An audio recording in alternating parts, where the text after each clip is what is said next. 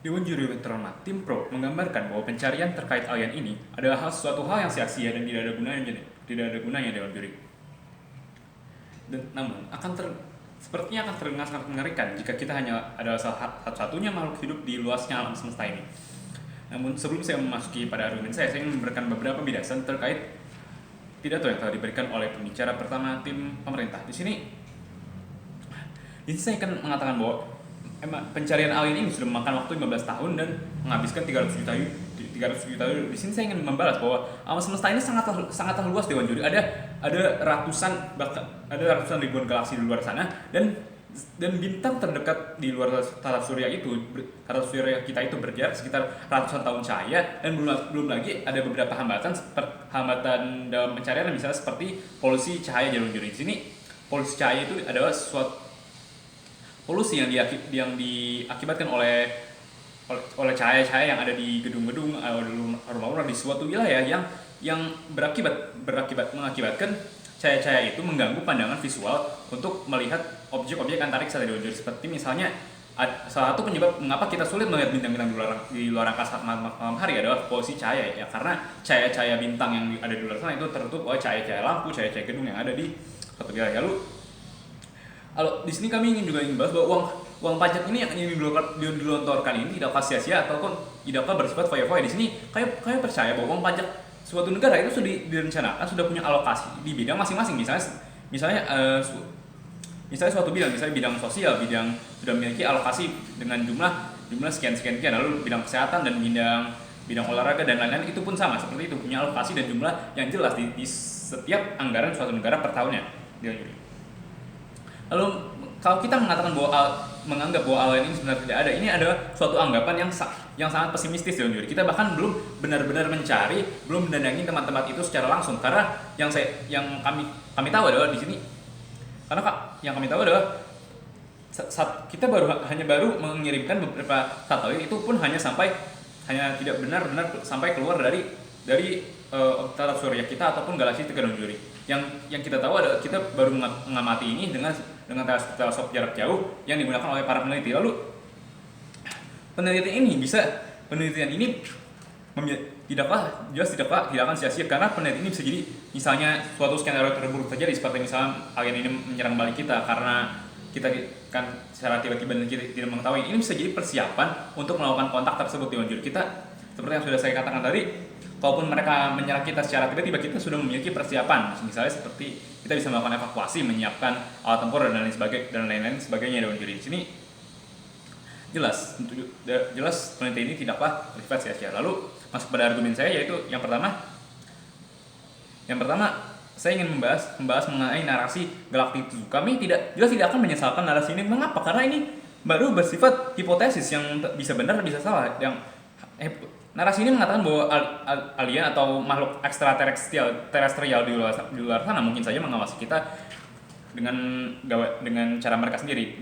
Namun mungkin ini bisa jadi kebenaran jika kita gunakannya secara logika. Mengapa? Karena kita juga melakukan hal yang sama terhadap mereka. Bukan kita mengawasi mereka, kita mencoba mencari apakah mereka memiliki tanda kehidupan dan sebagainya. Lalu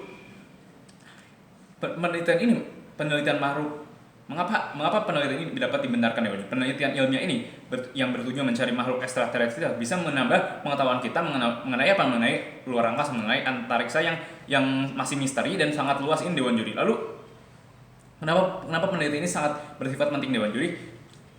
Saya ingin mengatakan bahwa dengan penelitian ini hasil yang didapatkan bisa memajukan peradaban yang ada sekarang, bisa memajukan ilmu pengetahuan kita yang sebelumnya mungkin kita ketahui, nanti kita bisa ketahui sekarang, dan seandainya pun nanti kita bisa mendapatkan kontak mereka, kita mungkin bisa saling belajar dengan mereka, kita bisa saling bertukar ilmu pengetahuan, kita bisa mendapatkan misalnya sumber daya mereka, seperti apa budaya mereka dan lain-lain sebagainya.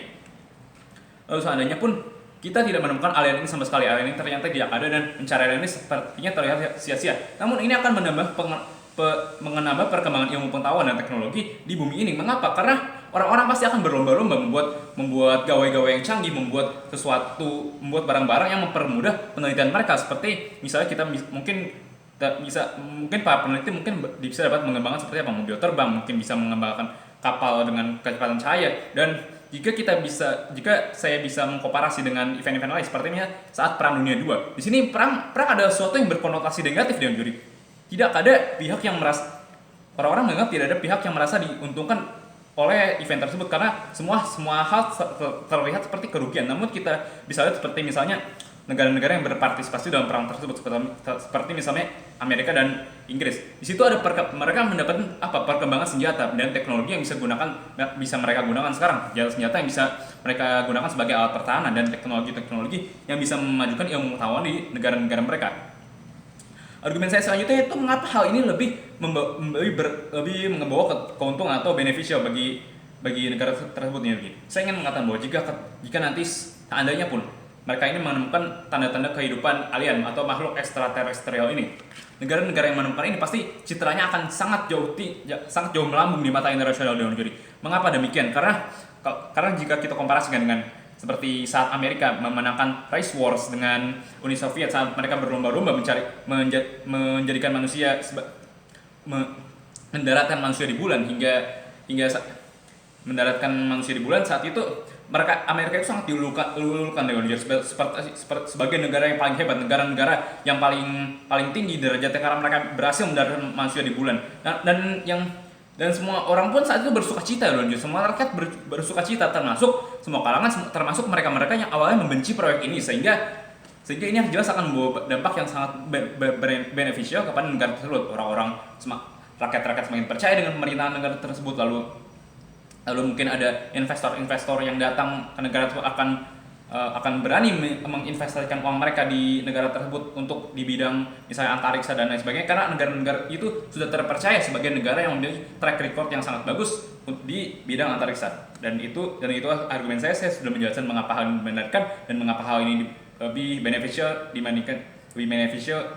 dalam penelitian ini. Dan itulah mengapa saya bangga sebagai tim kontra.